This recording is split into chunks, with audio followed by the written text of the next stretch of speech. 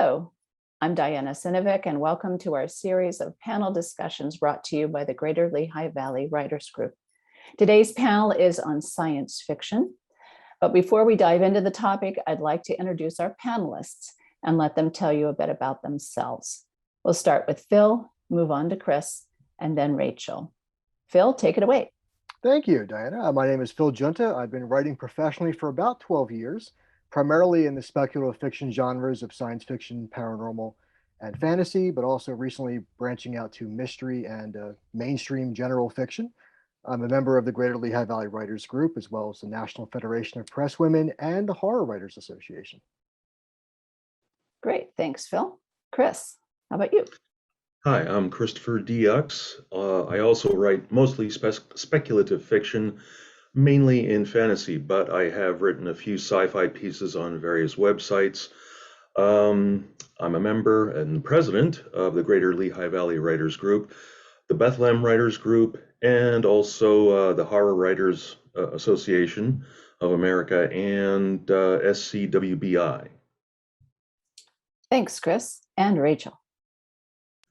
Hi, my name is Rachel Thompson, and I wish I was a member of all those groups that you guys mentioned.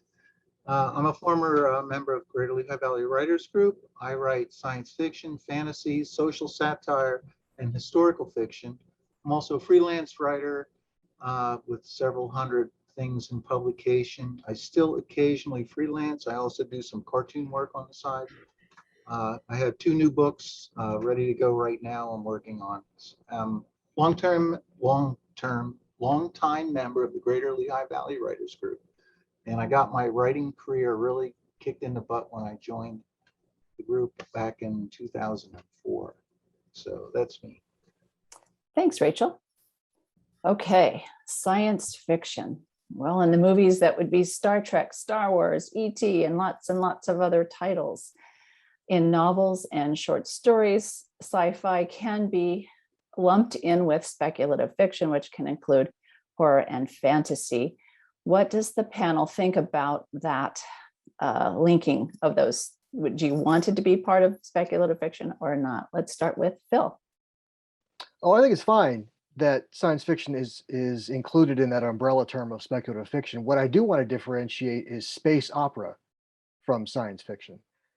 Star Wars, for example, Babylon 5, even Star Trek to a certain point. Star Trek does incorporate a little bit more science into its episodes to some degree or another, whereas Star Wars does not. But Star Wars is the epitome of space opera. Science is sort of thrown out the window a little bit. We have very little attention paid to actual physics in Star Wars and some other science fiction or what is classified as science fiction. Whereas, hard sci-fi is something that you would see written by Isaac Asimov or Arthur C. Clarke or Heinlein, things like that. So I think I don't have a problem with science fiction being included under speculative fiction as an umbrella term, but I do want to differentiate space opera or sci-fi from hard science fiction. So that I think that's a differentiation that is sometimes lost in translation. Great, thanks. Chris, how about you? Yeah, I do not have a problem with it also because the heart of science fiction per se is to speculate.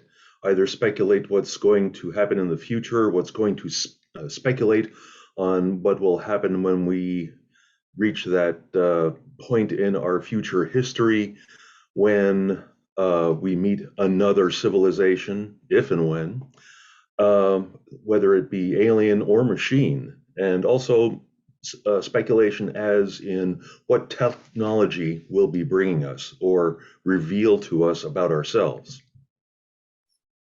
Great, thank you. And Rachel? Well, speculative is a very broad term, and I don't mind it because there's a lot of stuff within the bounds of science fiction, sci-fi, that has a high speculative concepts behind it. And that's what attracts me to science fiction is unusual ideas, high concepts, and twisting ideas together that don't belong. It's hard to do in any other genre. In science fiction / speculative, it's a wide open field. As an example, Kurt Vonnegut, my personal hero, wrote a lot of books that sounded like could have been called science fiction, but he would never admit to that. To him, it was not science fiction. And at that time, there was no word called speculative fiction. So I think the word is good because it can encompass somebody like Kurt Vonnegut, who was writing stories based around the ideas of science, but were really stories about social commentary. So where else can you do that but in a speculative format, where you can create your own format? So I like the word. And I do agree with Phil that there is a lot of differential within science fiction. There's all kinds of genres, steampunk, from future, from apocalyptic, you name it, science fiction does it, which is another thing that attracts me to the speculative genre. And I'll stop there because I'll keep talking if you let me. Thanks, Rachel. So it sounds like you all are in agreement, and I don't expect answers to this, but it seems like you're in agreement that the benefit is that it really broadens the possibilities for this field, which is great. I'd like to ask the panel what type of science fiction you write. In other words, what are some of your favorite themes? Do you make your stories off-world? Do you include lots of technology, as Phil has mentioned, as a big part, the science part of it? Or do you, as Rachel's mentioned, tended to go towards the speculative fiction? And again, what are your favorite themes? Let's start with Chris this time.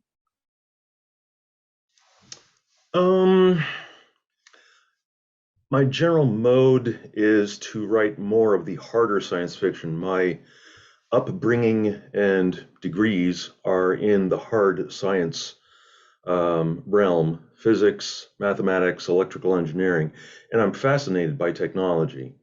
Unfortunately, that becomes the bane of my existence as well, because since I love to explore in science, it is very difficult for me to overcome my own personal wall of disbelief. I find it very difficult to write something and suspend disbelief in my own stories. Like, that will never work, especially when it comes to time travel stories or faster than light, because my right half of my brain knows it's not going to work unless I can come up with a sufficient MacGuffin to fool myself. Okay, great. Thank you. Rachel. Hi. Yeah, I'm a lot different than Chris in that I'm not so hung up on the hard sciences. What I like about science fiction and why I write it is I like idea stories. And I kind of get this out of the 50s and 60s when there was, of course, there was plenty of hard science being utilized, but also there were a lot of stories that were just ideas that nobody was writing about. So because I was first attracted to the concept of the idea story, which is a category of science fiction, and because Kurt Vonnegut was an ideas kind of guy, I just kind of fell right into those. That's not to say I don't enjoy the adventures. I don't enjoy, I mean, I do enjoy the adventure stories. I do enjoy space operas. I love Star Wars. And I do in my own writing try and touch upon all of these things. I do not limit myself to anything. I've written some things that are highly technical, especially in the areas that I'm well versed in, which is the soft sciences such as anthropology, comparative religions, social psychology. Those are my non-fiction interests. So I like to employ those things into my stories and ask sometimes ridiculous questions, because I love to twist things inside out. And I ask myself ridiculous questions and I give myself ridiculous answers. For example, one of my favorite short stories, The Jesus Probe, is about alien planet molders, union guys who are in competition or in conflict with their masters, and their job is to prevent religion from happening on Earth. And they actually insert a probe in Jesus and cause a religion, and they make a big mistake. So it's a story about union labor dynamics told through the concept that Jesus was actually a partner with aliens. It's just way out there. So it's different motifs, different ideas, just twisted together in a weird way. It just tickles me, and some of my readers feel tickled too. So I look for and gravitate towards and try and write idea stories. Well characterized, but idea stories. Okay, thank you. So, And Phil. I think I'm somewhere in between Chris and Rachel with ideas and with themes. My first two published science fiction stories were both adventure tales. One had to do with terraforming. An exiled scientist on a desert planet actually uncovers an ancient alien machine that can almost instantly terraform a planet. The second story was about androids, and it was actually an homage to Phil K. Dick, who's one of my favorite writers, hence the Blade Runner shirt that I'm wearing. It was about androids going awry and having to be stopped. Nothing like Blade Runner, much different theme, but it was an homage to that. Written a couple of other stories, and most of these take place on the part of the galaxy, off planet, off our world, in areas that we have colonized in the future. I just finished a science fiction comedy actually a couple of weeks ago, but one of my critique partners returned her feedback this morning, and I went through her edits. It takes place because the anthology is looking for themes in Rehoboth Beach. And so the genres were wide open, and I had for a change, I wanted to write something whimsical and funny. So I wrote a story about an alien who lands on the beach back in the 80s to uncover an old probe that was buried thousands of years ago into the beach. He excavates it, but he's witnessed by this young astronomy student who's at her parents' beach house for the holidays. And she tries to steal the technology that he uncovers, and comedy ensues. And it was a very, very funny story to write. So that obviously takes place right here on Earth and during times of my childhood in the 80s. And of course, there's wonderful 80s science fiction references in it. But most of the stuff I write takes place in the same universe. I'm actually building up a universe where we have colonized exoplanets and the technology used to do that. And so I'm actually in the process of writing a science fiction novel that sort of corrals all the themes in these other short stories together in one. Cool, thank you. Well, we've sort of already touched on this, but we can expand on it a bit. If out there, we've already talked about science fiction as a genre. Well, there's literary fiction, there's mystery, there's horror, there's many other genres that fiction can fit into. What drew each of you to science fiction? What was it about this genre, if you had to pick any, that drew you to this? And I think, Rachel, you've already touched on the idea, the fact that you can explore ideas, but do you want to expand on that anymore? Let's start with you, Rachel. Sure. Actually, how I was first drawn to science fiction, I was an early reader. And I was reading 5th or 6th grade level in kindergarten. One of the first books I can ever remember was called The Zero Stone, and it was kind of an action adventure. It wasn't really an idea story. It wasn't my preferred story, but this completely opened my world and my mind. So, one thing kind of leads to another, and it just expanded from there. And because this particular book, when I was, 10 years old when I read it, I'll never forget the book. I don't remember the characters, but I remember the book. I remember the influence it had on me, and that just launched me into it. After that, anything with science fiction or fantasy, I was reading it. So, that's kind of where I'm at with it. Okay. I kind of lost track of your question. That's okay. I think that was a good answer. Phil, how about you? What drew you to it? I think I was probably about 5th grade when I wrote my first science fiction story called Space Battalion. And I think my teacher was more impressed that I could spell the word battalion than the story itself. But what drew me to science fiction was growing up, being introduced by my grandfather to the original Star Trek series. And then that was about the same year when Star Wars premiered. So that was my gateway into reading the Asimov, Clarke, and Heinlein, and Harlan Ellison and Ray Bradbury later on. Was two things. One, I love the unknown of outer space, what's out there, and it's open field, it's green field, if you will, for storytelling. And I also like the fact that science fiction is a hopeful fiction. It says that we'll be here tomorrow.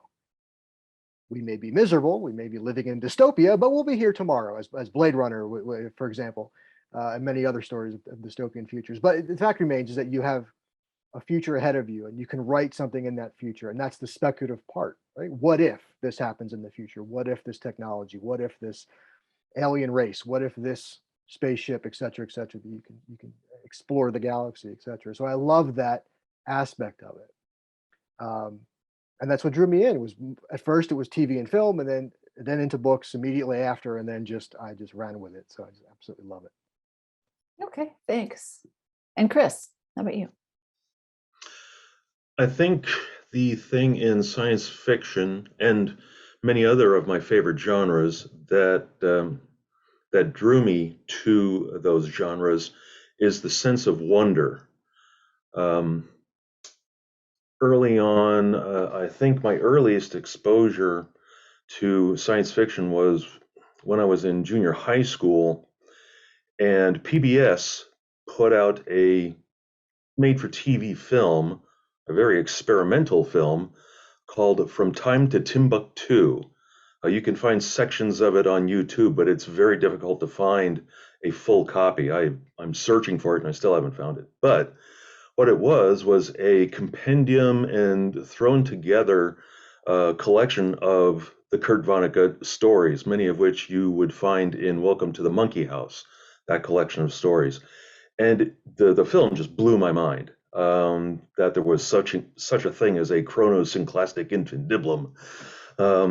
But the sense of wonder in that film just turned me on, and I kept finding more often than not that sense of wonder in a lot of the stories of my favorite authors, which I suspect will be a future question, so I won't get into that quite yet.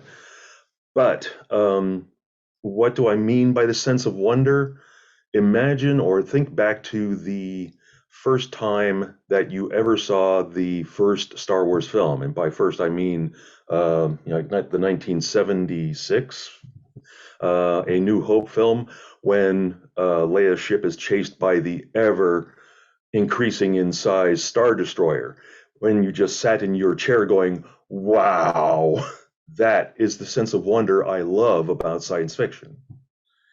Sometimes I find that sense of wonder in thinking about a planet that thinks, like Solaris, or a sense of wonder like a visiting probe in Rendezvous with Rama by Arthur C. Clarke. But the sense of wonder is what draws me to it. Great. Thank you, Chris. Very insightful. So I'd like to ask the panel, when you write science fiction, what particular challenges do you face in this genre, and how do you work to overcome them? Let's start with Phil this time. Well, first and foremost, story is king.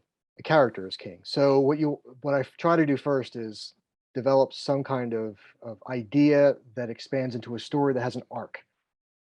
Does this character have an arc? Does the story have an arc?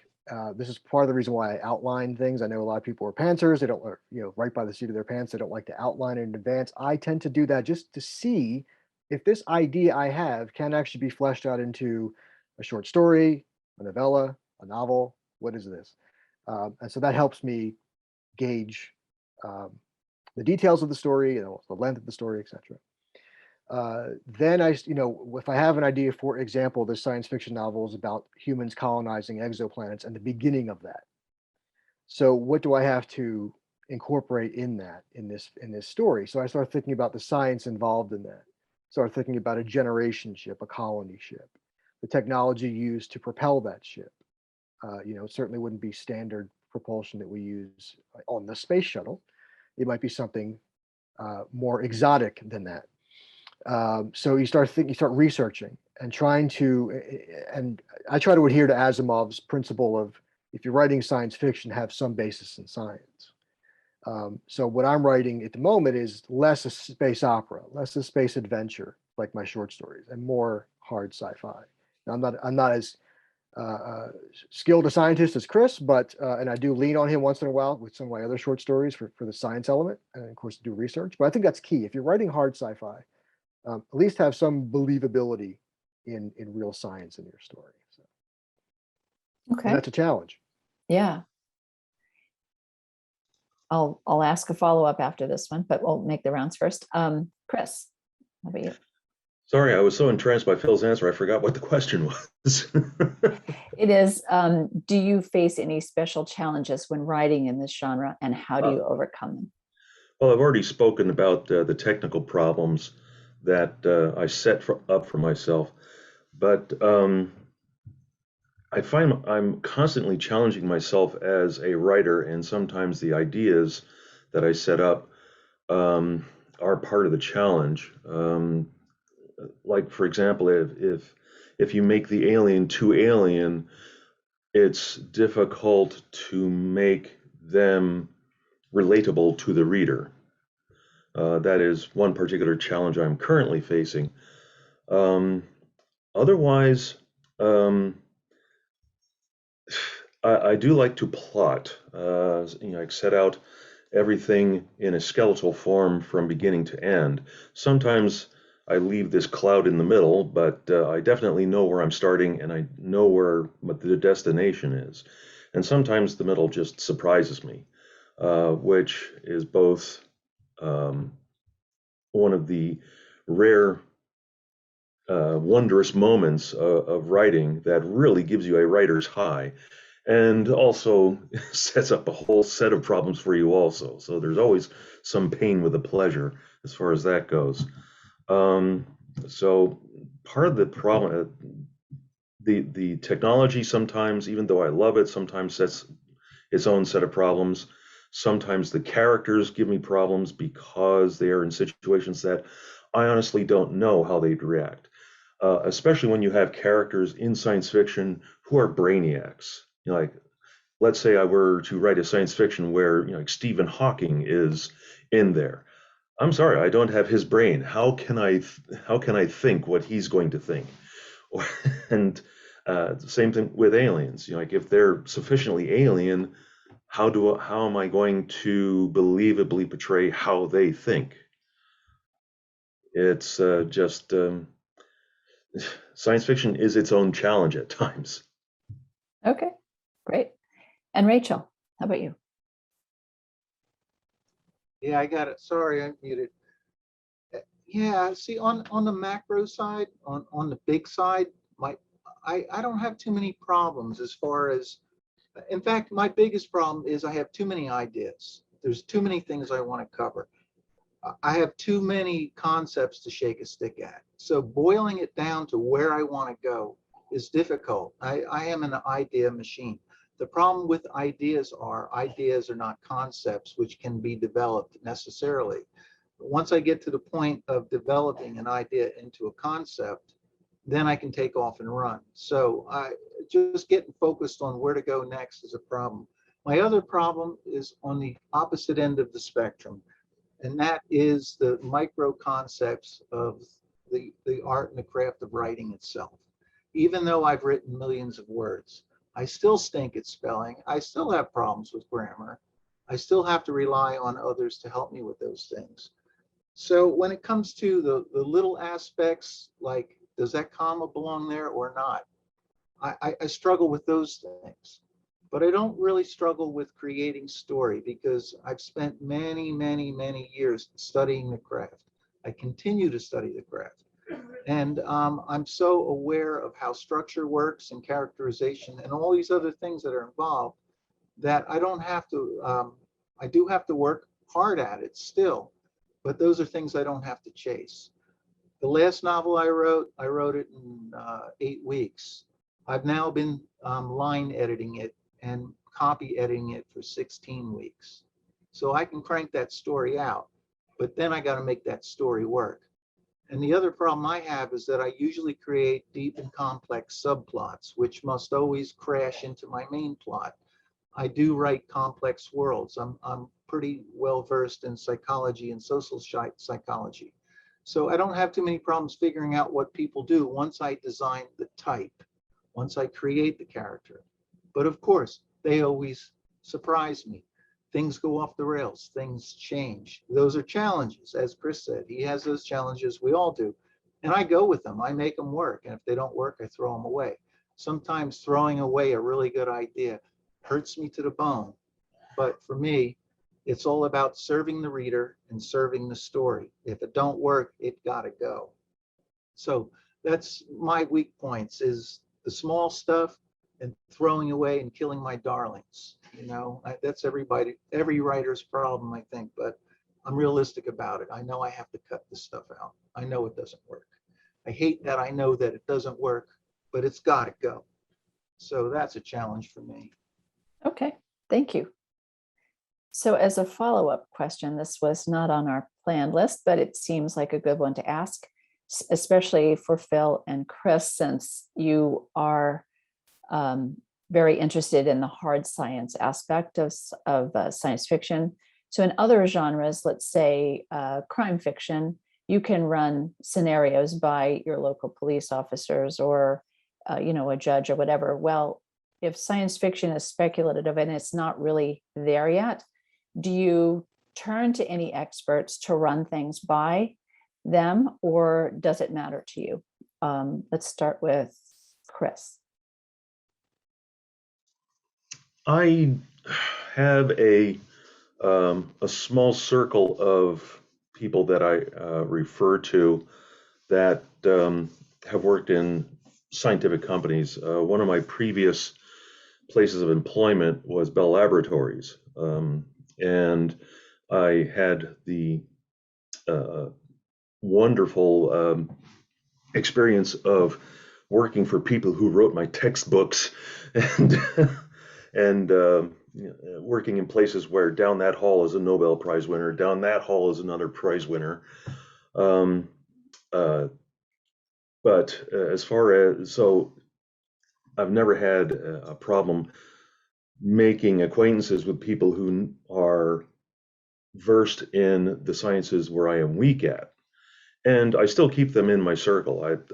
Many of the people before COVID came along, we would have lunch about 4 or 5 times a year and just catch up on our personal stuff. And then if I had some scientific questions that I couldn't answer myself, I would say, hey Phil, hey Rick, Carolyn, what do you do with this? So I've had some resources which I can refer to with email. And in one of my latest short stories, I've been bold in reaching out to people who are experts and I have never met before. For example, I'm farming out a short story that is essentially a fantasy science fiction merged story, but it takes place in the Lick Observatory near San Jose, California.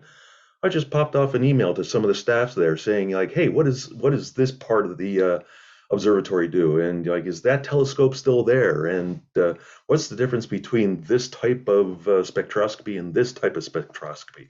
And they said, oh, wow, somebody's interested. And they would just send me email. So I have no problem finding sources like that. It was the circles I moved in. So that's how I do it. Oh, great. So the fact that you do reach out, that's mostly what I was getting at, but good to know that, you found that. I'll ask Rachel if she wants to comment, since you. Yeah, actually, I'm with Chris. I do research. Even though my focus is different, I often research. And coming out of journalism, I utilize the power of the interview. I learned how, as a journalist, to just have the guts to walk up to people and ask them, and ask questions. And quite frankly, almost everybody that is an expert at something is happy to share what they know. And very often when I talk to a scientist, or more recently an archaeologist, and more recently than that, somebody who's a diver on salvage boats, something I knew nothing about, but I needed to learn for this current book. It's fascinating to talk to them, and it's fascinating to watch them and hear them learn what they know, the enthusiasm, and they're going to give you the real sense and the real flavor of what it's like to do that activity, archaeology, the science they do. So to me, it's more than just learning about the science. It's learning about the people who engage in that activity. So for me, the greatest tool of research has been to talk to people who are engaged in the activity that I'm going to show in my book. So that's what I could add to it, is the power of the interview. Okay, Helpful tool for me. thank you. And Phil, how about you? Well, I certainly leaned on Chris for at least one of my short stories in the past year for some scientific information, but I'm fortunate enough to be 30 plus years involved in science fiction fandom and attending a lot of science fiction conventions. And a lot of people that attend the conventions are themselves scientists, two of which work for example, the Space Telescope Science Institute down in Baltimore. One person who worked for that organization now is the co-chair of one of the science fiction conventions I've been attending for many, many years. So we're close friends, and if I need an astronomy question answered, she's written numerous textbooks, she's a professor, I can reach out to her. Also just researching online with NASA's website or space.com or watching a lot of YouTube videos. Depending on what era I'm working in, I may watch Neil deGrasse Tyson, I may watch Lawrence Krauss, I may watch even Carl Sagan, who's my hero. Of course, that science is a bit outdated from his Cosmos series, but there's still some valid data there, and Carl Sagan's just fun to watch. But overall, yeah, reaching out when I can, when I have the resources, watching as much as I can, soaking up as much information as I can, to at least make the story believable. I'm not going to be a science writer. I'm not writing a science textbook. I'm writing a science fiction story. There will be some liberties taken with the science in the science fiction story, as long as it's grounded in actual science. But that, again, that's the challenge, but those are the resources I try to reach out to. If I may, I Thanks. just want to add one additional point to that. Sure. My own personal resources, one of the recent ones I've latched onto is a YouTube channel called PBS Space Time. They explore very bizarre topics that reach like out to literally to the edge of the universe. However, that's not what I wanted to stay on. The point I wanted to make was research. In science fiction, you must do your research, if only because the fandom is usually well versed in science. So if you make a scientific mistake in your science fiction, it will become very apparent in the Amazon, Goodread, and whatever reviews that you goofed up. And so if you're writing, especially if you're writing hard sci-fi, you must do your research. Thanks. Rachel, you had a Yeah, I would like to add to that. One of the things I do is study what the readers are reading and what's in those books. I'm not going to read every book. The reason I do this is because I borrow scientific concepts from others. They've been well developed and understood. And for example, science fiction readers, by and large, have a history of buying into certain ideas. For example, the Ansible, a way to communicate across the stars. That idea has been repeated in so many books that a lot of science fiction readers will just accept it. So some of the tenets that are accepted among readers, I will employ because I need these mechanical systems to get me from one place to another, even though the book may not be about that. So I do employ those kind of scientific things that have already been accepted, like beam me up, Scotty. If you write a short story where somebody's getting beamed up, chances are very good the average sci-fi reader is not going to be bothered by that because they're used to that. So you can employ these motifs, and the other thing I would say briefly is that if you're going to fake science, which I often do, make it good. Give it rules. It's got certain ways it has to work. It's the same thing with magic. If several of my books have magic in them. I create the rules and I stay strictly to those rules of how my magic works or how my fake science works. I cannot break those rules because it throws the reader out of the story. So you can create a fake science, a pseudoscience, but you got to make sure you stay within the bounds of your own rules, and the reader will go along. They will suspend their disbelief. if they're the kind of reader that is interested in concept stories more than hard science. Okay, great, thanks. Let's see, I would like to ask the panelists, Rachel, you've already touched on this, but let's start with Phil this time. Who are your favorite authors or some of your favorite authors in this genre and why? So many. Where do I begin? I started reading, author C Clarke, Ray Bradbury, who's not really a science fiction writer. He's a speculative fiction writer. He never really thought of himself. He didn't even think the Martian Chronicles were really science fiction, but he was an early one of mine. My literary hero is a man by the name of Harlan Ellison, who is also not a science fiction writer. And in fact, he has said that if you call him that, he will come to your house and nail your head to a table. So he's a speculative fiction writer, of course, had written for Star Trek and Outer Limits and many other shows, as well as thousands of short stories. But these are the people that I grew up with, Heinlein. Asimov, of course, is the father of sort of modern science fiction, really incorporating the hard science with the fiction, with his Foundation series and so many others. But a lot of little known, I guess, Heinlein, Clarke, Bradbury, these names have sort of transcended the genre into mainstream. It's hard today, though, to find people who might know the name, like Harlan Ellison, within a certain sort of esoteric group of people who know Harlan Ellison and his work. People like Philip Jose Farmer, people like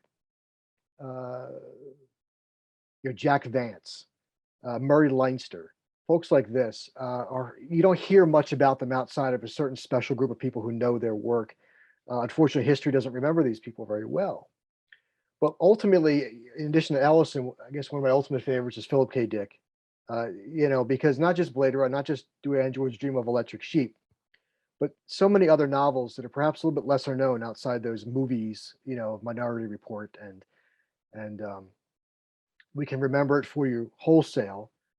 But things like Ubik, Flow My Tears, said the policeman. The policeman said some beautiful books that just blew my mind when I read them for the first time years ago.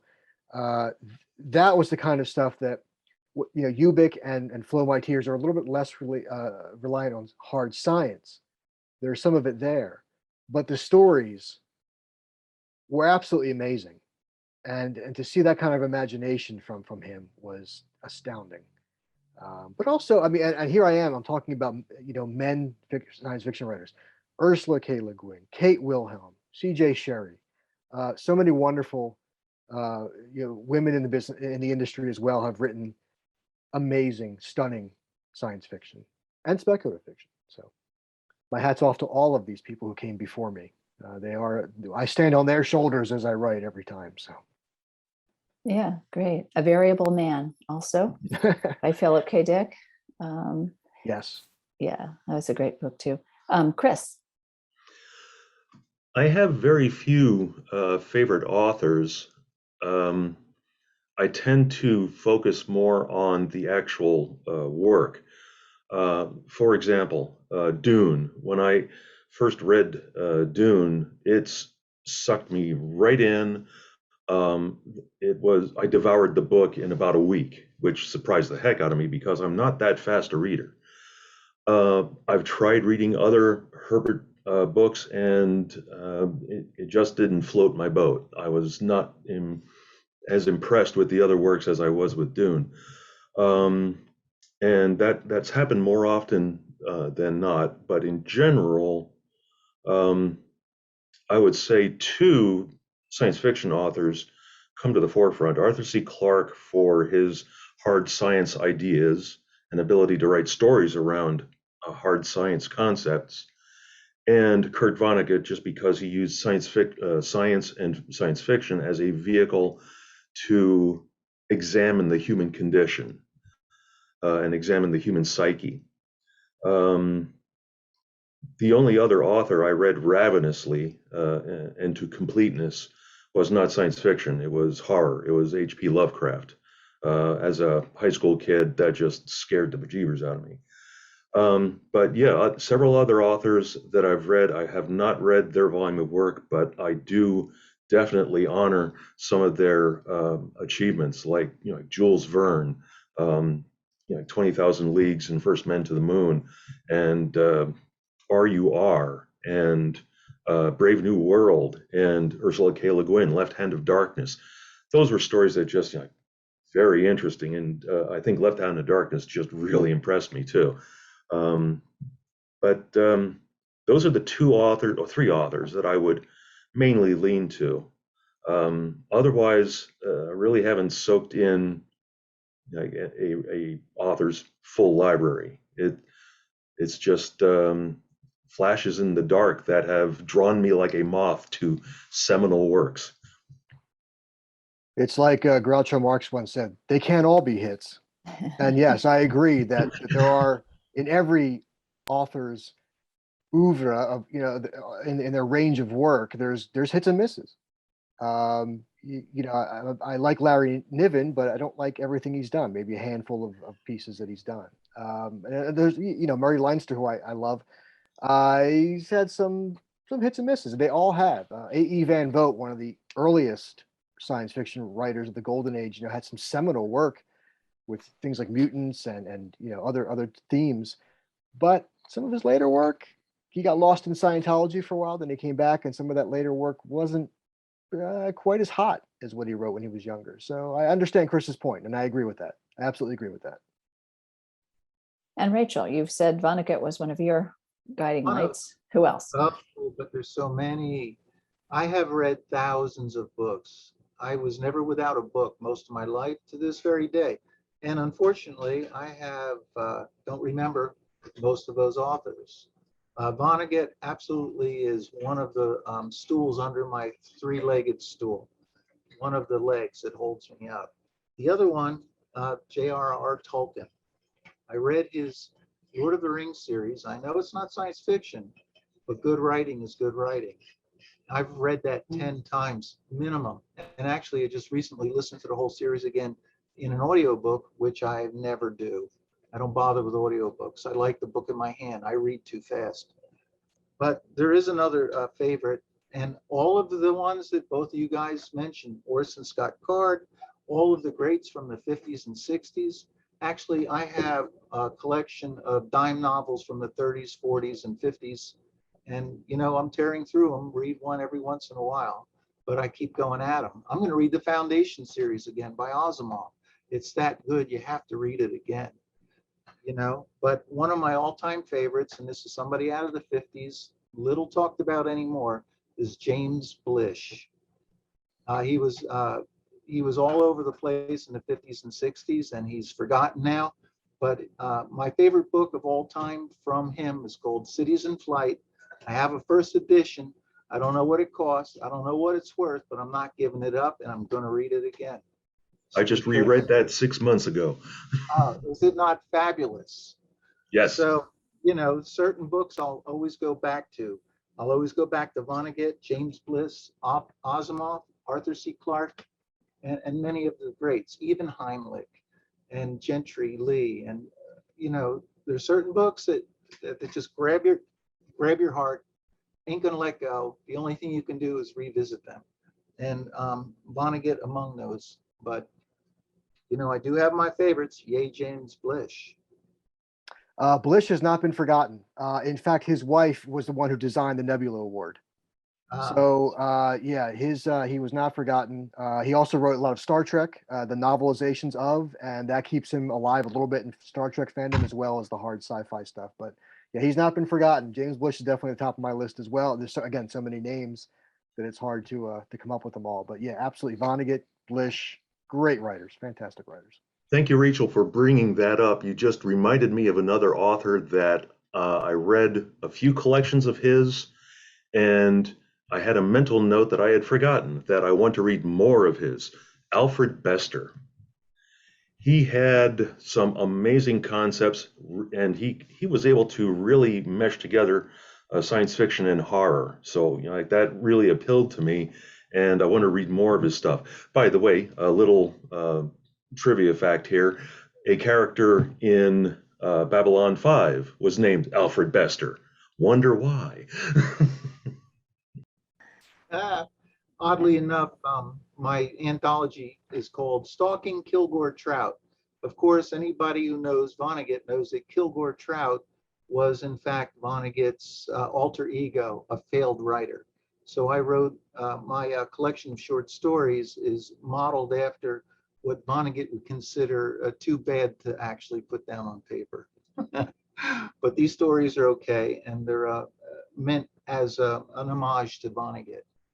But yeah, even Vonnegut's character, Kilgore Trout, has influenced me. Thanks. Let's see. What advice do you have to writers who want to break into science fiction? They haven't tried it yet, but they want to start. Let's start with Chris. Oh dear. I was hoping you would not start with me, because whenever I am asked this question, the first thing that pops into my mind unbidden is David Gerrold's horrible advice to new writers. And his advice was, don't.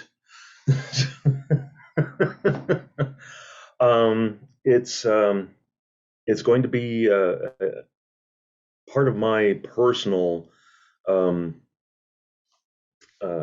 voyage into writing, and not just science fiction, is that you have to be secure in yourself, because there's going to be rejection all along the way. To where you send off query letters to several agents, and you get rejection after rejection or rejection. It's just part of the business. There's nothing mean-spirited about it. It's just business. Unfortunately, it can take a long time before you finally make connection with someone that says, I get it, I like your story, send it to me. So that's the one bit of advice, that you have to be secure in your own ego to be able to do it. Don't be obnoxious, but you have to be secure in yourself to be able to withstand the slings and arrows of outrageous publishing. The only other thing is that I strongly advise is that when you write science fiction, but any type of fiction in general, and nonfiction, is do your research. Whether it be hard science fiction, whether it be truly speculative, do your research, because as Rachel said, your world will have a system, and it has to obey that system, be it hard science, be it magic, be it psychology. And if you cross those boundaries and you make a mistake and it shows up a problem in your research, whether or not there are going to be trolls that will point it out to you, you're going to disappoint the reader. And your friend, your customer, your end result of all this is the reader's enjoyment. Okay, thank you, Chris. Rachel, what advice do you have? Well, I come out of business, but I've always been an artist, musician. So I have a serious right brain thing going on. But because I'm from business and I did business and I was in business, I also have the realistic perspective of the left brain. So basically what I would tell people is try and put aside your fantasies about the writing life. And of course, I had those fantasies. I wanted to become a writer since third grade because I loved reading books. That was my inspiration. But people need to actually face up to the realities of what the writing life is about. And it's not for everybody. And what I would encourage people to do is to really look at it, understand it. Don't have sunshine ideas about what writing is. It's a lot of work, but it's joyful work. And if you're a person that has joy in the written word, if you're a person who loves to write, who loves to read, you're already a writer. The other thing you then have to learn is that there's a two-way street with writing. There's the craft of writing, which you must take seriously and must work at. And there's also the business of writing, which is where most people fall down, because half the equation is to understand how the business of writing works. So if you want to write for your own joy, write for your own joy. If you want to write to be published and maybe make money, and the chances are small, then you have to be serious about the business aspect of writing as well. So I would say have an open mind, eyes wide open, take a hard look at what's really involved. Talk to people like us here today that are actively in it and trying to make a go of it. So I'd say eyes wide open is the big one for me. Thanks, Rachel. And Phil, what advice would you have? Don't listen to David Gerald. Advice number one. I've met him at a few cons. I'm not surprised by that response. But anyway, if you're, no matter what genre you're writing in or whatever you're writing in, be well read in that genre, right? You can't just jump into science fiction having not seen one movie or read one science fiction book and expect to write a science fiction novel. Be as well read and well versed in the genre as possible. On top of that, everything that Rachel said, everything that Chris said is right, hitting now right on the head. They defined it perfectly. Know what you're getting into as a writer. Know about the publishing business. Know about your options. Is this something you're going to self-publish? Are you going to shop it around to small presses? Are you going to query agents? What are you going to do with this? And if you're going to go into self-publishing, research that. Know what you're getting involved in. Know that it's all on your shoulders as a self-publisher. Understand publishing contracts. Download a few samples online. Read some of the sample publishing contracts that are out there, that you know what you're going to be signing before you sign it. You're more prepared that way. But from the beginning, though, be as well read in your genre and outside of your genre as possible before you begin. And I encourage this with so many writers who ignore the advice. Not everyone I speak to, but a lot of writers ignore the advice. But go to conferences, attend conferences like the Right Stuff conference by the Greater Lehigh Valley Writers Group that we do every March. Go to conferences like that. Read books on the craft of writing. Read other writers' blogs. Writers are out there. New York Times bestselling authors are out there sharing their knowledge for free on their blogs. Why not go there and take advantage of that and read how they're doing it and read their advice? They're teaching you for free right there. This is why every couple of weeks I round up a list of about 12 to 14 articles on my own blog that I have found interesting out there on the internet, and I share that. A nice list of articles on the craft of writing, what's happening in publishing, et cetera, just to keep us all up to date. So there's a lot of resources out there. There's no excuse for not availing yourself of these resources to make yourself a better writer. So that's my advice. I'll leave it at that. Okay, great. Thanks, Phil. We have a few minutes left. Phil, why don't we start with you this time? What are you, you had a comment, Rachel? Yeah, I just wanted to add to Phil, to the readers out there who want to be writers, make friends of writers. Become a beta reader. Read for somebody who's a writer. Get your toes wet. And once your toe gets wet, you just might get sucked right into the quicksand. I hope so. Thanks, Rachel. I love it, Rachel. Absolutely. So Phil, what are you working on in science fiction, if anything, right now? What's your current? The two science fiction projects, one I said is just finishing up. That's that science fiction comedy story that's going off to a charity anthology by the end of the month. Mm-hmm. The other one is a science fiction novel that I've been sort of on the back burner and working on it as time permits in between other projects, but it is to do with near future technology, which was another challenge I wanted to bring up in a previous question you asked about the challenges of science fiction, is that the near future technology is always challenging to write because every day you're seeing advances in technology that may cause you to go back and revamp your story because we've already exceeded that, we're meeting that, we're on the verge of that. So how do you then keep your story just a little bit ahead of what's happening today? So that is something I'm working on. The beginning of my novel starts with near future technology and then advances from there. So it's a science fiction novel about a young astronomy student who comes across alien technology that will help the human race colonize exoplanets at a speed greater than what we can achieve today. So at a much faster rate. That technology also comes with blueprints for a generation ship, just when the Earth needs it most. The problem with her is that she's so one-sided and so ambitious and obsessed with her goal of doing this that she sacrifices a lot of people along the way, and she has to learn her lesson about balancing her life. So that is what the story is about. Other than that, I'm putting together some collections of speculative fiction short stories, including science fiction. Those are the 3 projects I'm working on. That's sort of on the back burner as well. Other than that, I'm actually doing a lot of work outside of science fiction and paranormal and some mystery right now as well. So Great. Staying very busy. Thanks, Phil. Chris, what are you working on these days? Well, it ain't science fiction right now. The prominent thing I'm working on right now is a series of short stories centered around a paranormal detective.